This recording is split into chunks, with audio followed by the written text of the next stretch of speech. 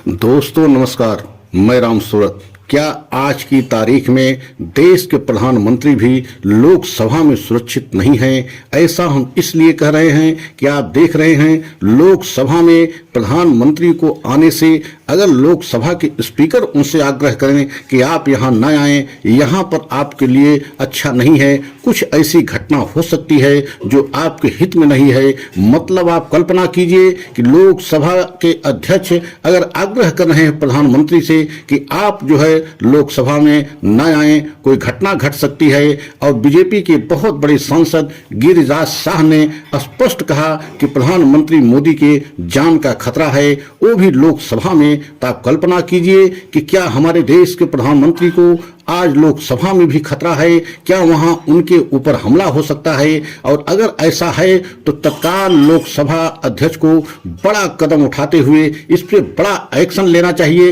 FIR लिखानी चाहिए कि कौन ऐसे लोग हैं जो प्रधानमंत्री के ऊपर हमला कर सकते हैं। लगातार हमारे देश की लोकसभा और राज्यसभा की पूरी तरीके से गरिमा गिर रही है और आज तो हद हो गई कि प्रधानमंत्री मोदी को अगर लोकसभा में आने से रोका गया और वो भी एक तरीके से लोकसभा के अध्यक्ष के द्वारा आग्रह किया गया कि आप यहां न आएं, तो आप कल्पना कीजिए कि हमारे देश की स्थिति क्या इतना ज्यादा गिरती जा रही है, इतनी ज्यादा हमारे देश की परिस्थिति गंभीर हो गई है कि मतलब विपक्ष के सांसदों से अब प्रधानमंत्री को लोकसभा में भी खतरा है। और हम एक बात और आपको बताना चाहते हैं कि आप जानते हैं कि इस समय मल्लिकार्जुन खड़गे कांग्रेस के राष्ट्रीय अध्यक्ष हैं और उन्होंने राज्यसभा में इतना बड़ा जो है आरोप लगा दिया बीजेपी पर, जिससे पूरे राज्यसभा में हड़कंप मच गया और पूरे देश में एक तरीके से नई बहस छिड़ गई। उन्होंने यहां तक कह दिया, मतलब बीजेपी के सभी सांसदों को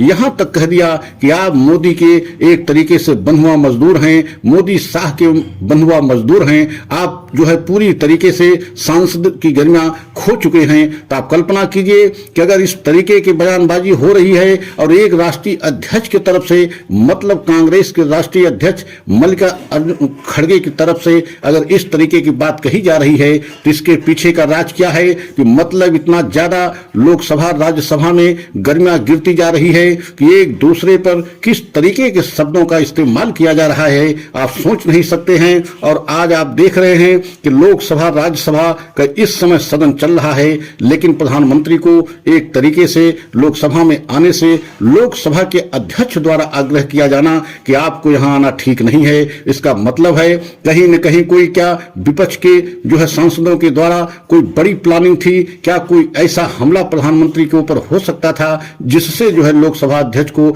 ऐसा कदम उठाना पड़ा। अब तो एक तरीके से पूरे देश में ये बहस छिड़ गई है कि अगर हमारे देश के प्रधानमंत्री सुरक्षित नहीं है और वो भी लोकसभा में जाने के लिए, तो आप कल्पना कीजिए कि देश की परिस्थिति किस हद तक जो है एकदम बदल चुकी है। और आप देख रहे हैं लोकसभा राज्यसभा पूरी तरीके से सुचारू रूप से नहीं चल पा रहा है विपक्ष के हंगामे की वजह से।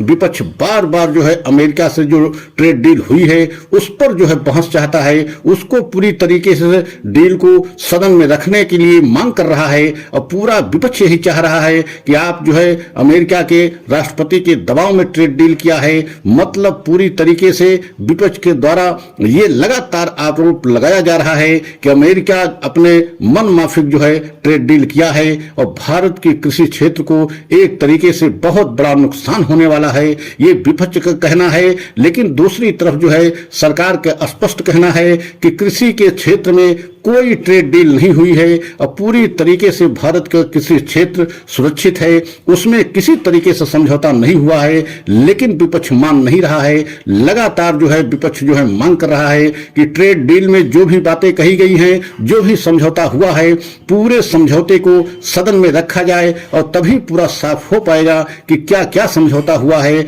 अन्यथा जो है बीजेपी पार्टी, मोदी सरकार एक बहुत बड़ा जो है देश के साथ जो है धोखा किया है। अमेरिका के दबाव में, अमेरिका के राष्ट्रपति के दबाव में ट्रेड डील किया गया है। और यही कारण है कि जो भी जानकारी होती है सबसे पहले अमेरिका के राष्ट्रपति द्वारा दी जाती है, जबकि भारत के प्रधानमंत्री के द्वारा या भारत के उस विभाग के मंत्री के द्वारा जानकारी बाद में दी जाती है। इसका मतलब क्या है? क्या कोई बहुत बड़ा खेल हो रहा है? क्या भारत पूरी तरीके से अमेरिका के दबाव में आ गया है?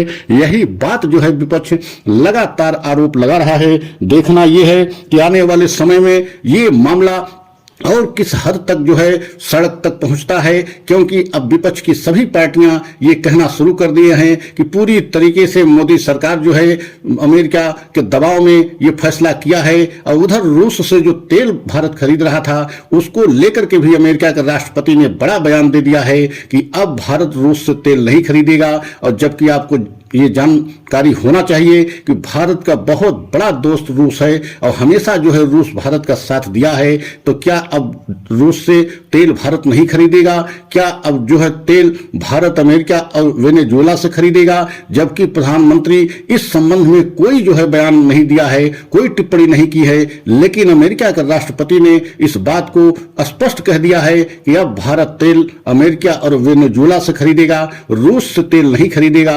और इसीलिए जो है 25% जो टैरिफ पहले बढ़ा करके अमेरिका ने लगाया था उसको घटा दिया। मतलब जो 25% टैरिफ थी उसको बढ़ा करके 50 किया था, तो उस 25% टैरिफ को घटा दिया और 25 से भी 7% और घटा दिया। मतलब इस समय भारत पर अमेरिकी टैरिफ 18% है। तो आप कल्पना कीजिए कि आज जो है विपक्ष और सत्ता पक्ष में एक तरीके से संघर्ष की स्थिति बनी हुई है। और दूसरी तरफ आप देख रहे हैं कि प्रधानमंत्री को लेकर के इतना बड़ा बयान जो है लोकसभा अध्यक्ष के द्वारा देना कि प्रधानमंत्री को एक तरीके से जो है लोकसभा में उनको आने से, लोकसभा अध्यक्ष के द्वारा रोके जाना कि उनको आने से यहां कुछ अप्रत्याशित घटना हो सकती है। तो आप कल्पना कीजिए कि आज हमारे देश के प्रधानमंत्री क्या सुरक्षित नहीं है? क्या विपक्ष के सांसदों द्वारा उनके ऊपर हमला किया जा सकता है? ये सारी बातों को लेकर के इस समय पूरे देश में मंथन शुरू हो गया है, चिंतन शुरू हो गया है कि देश के प्रधानमंत्री अगर हमारे सुरक्षित नहीं हैं, वो भी लोकसभा में, तो आम आदमी किस तरीके से सुरक्षित हो सकता है? ये सारी बातें चल रही है। लेकिन देखना यह है कि दूसरी तरफ आप देख रहे हैं कि अगर जो है मल्लिकार्जुन खड़गे जो राष्ट्रीय कांग्रेस के अध्यक्ष हैं, उनके द्वारा यह कह देना कि बीजेपी के सभी सांसद जो है मोदी शाह के बंधुआ मजदूर हैं, तो आप कल्पना कीजिए कि किस हद तक जो है अब इस समय लोकसभा और राज्यसभा की गरिमा गिराई जा रही है और ऐसे शब्दों का इस्तेमाल किया जा रहा है जो नहीं किया जाना चाहिए। कल्पना कीजिए कि आने वाले समय में क्या अब सांसदों को, खासकर पार्टी के राष्ट्रीय अध्यक्ष को इतना सावधान रहना चाहिए कि ऐसे शब्दों को कहने से बचना चाहिए। लेकिन अगर राष्ट्रीय कांग्रेस पार्टी के अध्यक्ष के द्वारा ये सारी बातें कही जा रही हैं तो इसका मतलब है कि पूरी तरीके से राज्यसभा लोकसभा की गरिमा गिराई जा रही है। और ये कांग्रेस पार्टी को सोचना चाहिए, चिंतन मंथन करना चाहिए कि ऐसे शब्दों का इस्तेमाल लोकसभा में या राज्यसभा में नहीं करना चाहिए। तो आने वाले समय में देखना है कि किस हद तक और जो है गरिमा गिराई जा सकती है। लेकिन अगर हमारा ये वीडियो आपको अच्छा लगा हो तो लाइक, सब्सक्राइब करें, कमेंट के द्वारा अपनी राय हमें अवश्य में। अगला वीडियो पुनः लेकर के आएंगे। जय हिंद, जय भारत।